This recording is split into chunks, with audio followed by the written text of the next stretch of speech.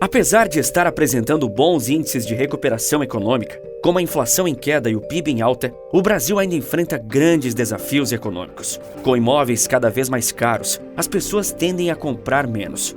Mas o mercado imobiliário tem sido um mistério, difícil de entender, tanto para a alta quanto para a queda de preços. O que nos leva à dúvida: será que os preços vão continuar subindo? Ou uma queda está vindo aí? A crise de saúde de 2020 jogou vários setores de nossa economia no buraco, como o imobiliário, que só viu os preços crescerem de lá para cá. Na época, muita gente não levou a sério quando foi dito que o bloqueio econômico e social, por mais correto que parecesse, causaria problemas devastadores para a economia e, consequentemente, mais desemprego, preços mais altos e fome. Mas nem tudo é tão preto no branco. E nem tudo aconteceu como era esperado pela população, inclusive por especialistas. Na realidade, o setor imobiliário surpreendeu a todos, se saindo muito bem em um cenário tão hostil de quebradeira econômica em quase todos os setores. Esse mercado se manteve em um nível para lá de estável, mesmo diante das piores circunstâncias. Surpreendeu até os mais pessimistas. E por que esse setor, que parecia tão frágil, não foi atingido da forma que os outros foram? Existem razões técnicas e até emocionais para isso, da própria natureza humana.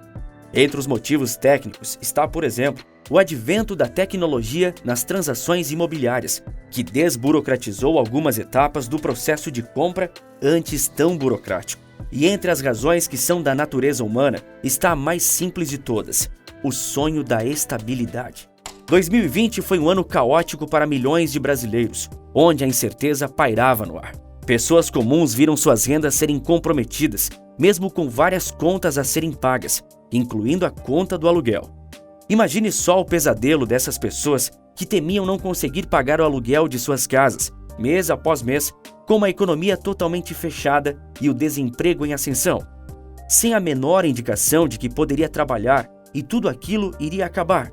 O medo de perder o lugar onde mora acertou precisamente muitos brasileiros. E eles se sentiram dispostos a investir suas economias ou tomaram empréstimos e fizeram financiamentos para adquirir um imóvel. O sonho da casa própria se uniu ao medo da instabilidade que a crise sanitária e econômica trouxe.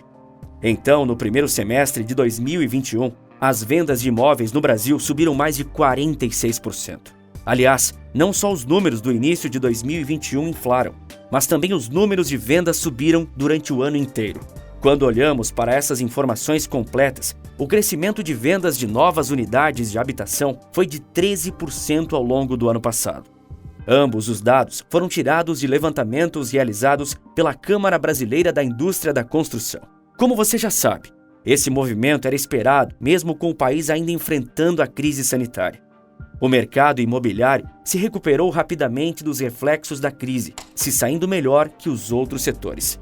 Mas isso era ano passado, essas boas notícias. O presente não é assim tão generoso com o setor como os últimos 2 anos foram. Os anos de crescimento ficaram para trás e o mercado imobiliário brasileiro registrou uma queda de mais de 6% nos lançamentos de residências apenas neste primeiro semestre de 2022. Se a gente reduzir o período de pesquisa para o primeiro trimestre desse ano, veremos que foram lançadas 53 mil unidades residenciais. Em comparação com o trimestre anterior, ou seja, outubro a dezembro de 2021, os lançamentos foram reduzidos em mais de 42 mil unidades. Esses números têm como base uma pesquisa feita em 196 cidades pela Câmara Brasileira da Indústria e da Construção. Se os lançamentos caíram, as vendas se mantiveram estáveis, com crescimento de tímidos 1,4%, o que não é uma derrota para o setor, mas também está longe de ser uma grande vitória. Os números entre os meses de abril e junho ajudam a demonstrar o sabor amargo do crescimento do primeiro semestre. Nesse período de 3 meses, o cenário ficou pior com a queda nas vendas de imóveis novos. Dentro do próprio setor, a área de moradias populares foi a mais atingida pela queda repentina de lançamentos e vendas. Mas essa queda veio mesmo do nada? Quais foram os motivos que a geraram, impedindo o crescimento de um setor que parecia próspero? Os próprios efeitos colaterais do colapso econômico que atingiram o Brasil e o mundo em 2020. Entre esses efeitos que demoraram um tempo para se refletir no setor de imóveis, se encontra a taxa de juros, ou melhor, as taxas, tanto a do Banco Central como a dos bancos comerciais. O crédito imobiliário chegou às alturas em sintonia com o crescimento da taxa básica de juros do Brasil, a Selic, que saltou de 2% para 13%. Os empréstimos e financiamentos ficaram muito mais difíceis de serem acessados, principalmente por pessoas comuns que tinham e ainda têm o sonho da casa própria.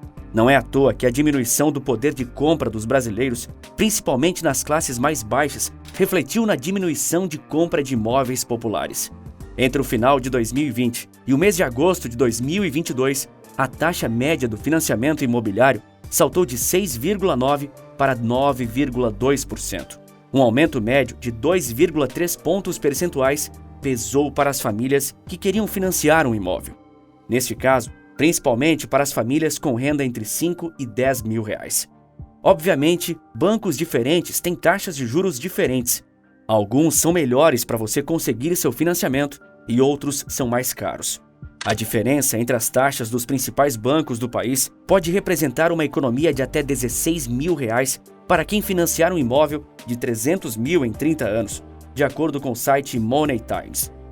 O Bradesco tem 9,5% de juros efetivos ao ano, assim como o Itaú e o Santander, enquanto a Caixa tem 8,99% e o Banco do Brasil tem uma taxa de 9,15%. Diferenças pequenas, mas que são importantes e podem ser úteis caso você tenha planos de tomar um financiamento para comprar uma casa.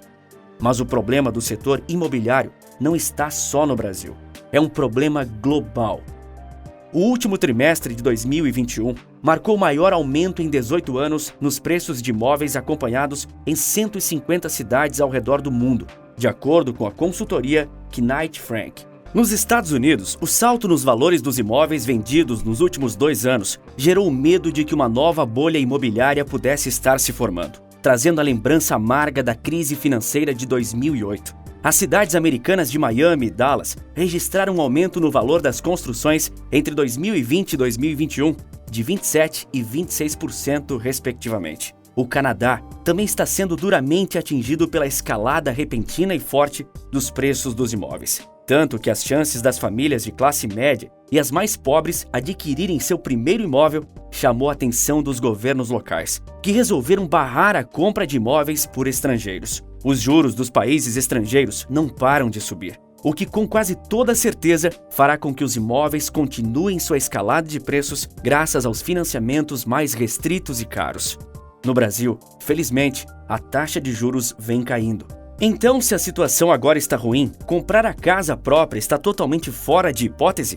Não. O momento atual, na realidade, é ótimo para aquelas pessoas que têm condições de pensar no longo prazo e podem aguardar uma oportunidade de ouro, porque a tendência das taxas de juros é cair ainda mais. Mas também exige muito cuidado, pois achar essa oportunidade que realmente seja de ouro é uma árdua tarefa.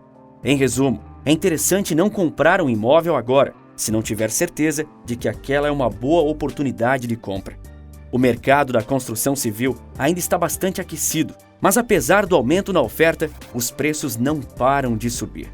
Sendo assim, se você comprar agora, na alta dos preços, com o passar dos anos, o imóvel que você comprou hoje valerá muito menos do que o valor que você pagou por ele. Além disso, também é melhor esperar as taxas de juros caírem ainda mais, para que os juros do financiamento fiquem menores. Isso pode ser uma aposta de risco para alguns, mas comprar na alta nunca é um bom negócio, a não ser que você precise comprar. Vai da realidade de cada um. Para cada pessoa, há um contexto diferente de estímulos para comprar um imóvel, ou de possibilidade de aguardar, com disciplina financeira para talvez até aumentar o valor do aporte de entrada. Também é muito importante ficar atento a quanto da sua renda ficará comprometida com a compra. Com essa oscilação dos juros, você pode estar comprometendo mais que 30% da sua renda. Talvez agora você consiga fazer isso, mas se acontecer qualquer imprevisto, você pode não conseguir honrar suas parcelas. O ideal é que esse compromisso seja de 30%. E aqui eu trato da renda familiar, que é o mais comum de se considerar atualmente. Também conta que não só as parcelas, mas os valores da entrada também aumentaram. Para evitar surpresas e ter uma noção de se o negócio que você está querendo fechar é bom, é importante sempre fazer simulações. Corretoras de imóveis e os próprios bancos são as melhores formas de obter essas simulações. Nos sites da maioria dos bancos, você consegue fazer essa simulação, sem ser cliente, para comparar.